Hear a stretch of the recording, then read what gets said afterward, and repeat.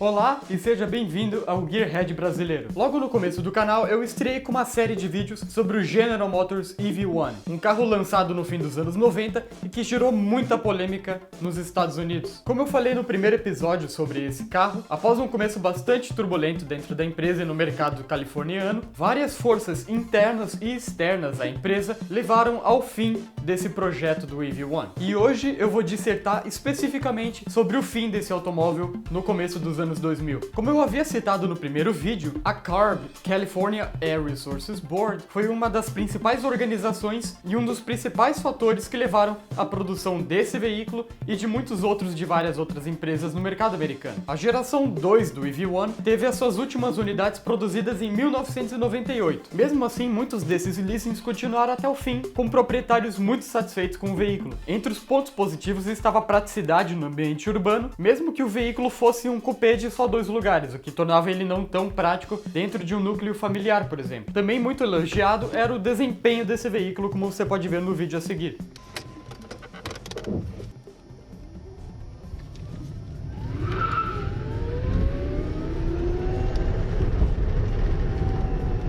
Miles an hour.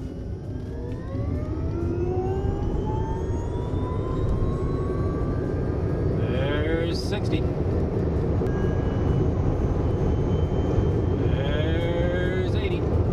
Junto com a tecnologia dos veículos elétricos, várias empresas também estavam se dedicando à pesquisa sobre a célula de combustível, embora essa também estivesse num período bastante primitivo de seu desenvolvimento. Logo na virada do milênio, um homem chamado Andy Lloyd assumiu a liderança da CARB. Ele já era bastante conhecido pelo seu interesse em veículos movidos à célula de combustível. As empresas automobilísticas já estavam percebendo que para fazer os veículos elétricos eles teriam que investir muito mais do que eles realmente estavam investindo no desenvolvimento desses veículos. E o mandato proposto pela CARB já estava no fim de seu período limite. Segundo ele, todas as empresas americanas teriam que ter uma certa porcentagem de seus carros vendidos feitos com combustíveis alternativos. A partir do momento que as empresas começaram a perceber que elas não iam conseguir cumprir com esse período proposto, elas começaram a tentar revogar esse mandato. Outras empresas que não estavam nem um pouco felizes com a situação eram as do setor de extração de óleo. E foi então que elas viram que a fragilidade desse mandato abriu uma brecha para que ele não valesse mais nada, basicamente. E com a ajuda de vários lobistas do setor automotivo,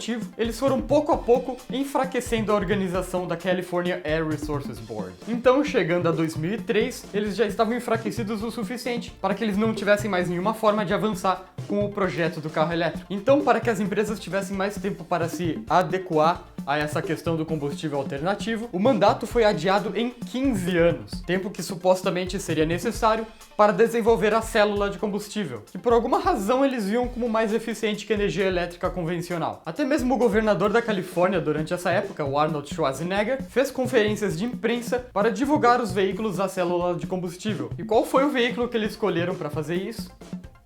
Uma Hummer. A decadência dentro da CARB também significava que as empresas automobilísticas não iam mais precisar fazer esses carros elétricos. E essa foi a deixa perfeita para a General Motors para retomar os carros que estavam sob o leasing. Então, começando em 2003, os carros começaram a ser retornados para a empresa, aguardando algum destino para a história deles. Foi então que em 2004 o último carro foi retornado e a General Motors surgiu com um plano bastante inesperado, que era de destruir todas as unidades do carro. E obviamente os clientes ficaram putos da vida, né? A partir de então, os ex-proprietários do EV1 começaram a praticar ativismo contra a empresa, que ao contrário da Toyota, por exemplo, com a RAV4 EV, não estava fornecendo nenhuma possibilidade de compra do veículo após o fim desse leasing. Mais de 70 proprietários do veículo ofereceram até $25 mil por unidade à empresa, mas por alguma razão a GM não aceitou de nenhuma forma que isso acontecesse. Aí esses veículos foram carregados em caminhões cegonha e completamente destruídos por máquinas de compactação. Obviamente isso gerou um baita de um caô dentro da empresa e por parte desses ativistas que eram ex-proprietários do veículo e queriam ter tido a oportunidade de continuar tendo esses veículos. Hoje em dia, menos de 40 desses EV1s sobraram. Muitos muitos deles foram levados para museus ou universidades onde eles seriam estudados. No fim das contas, a empresa que mais ajudou o veículo elétrico a surgir também foi a empresa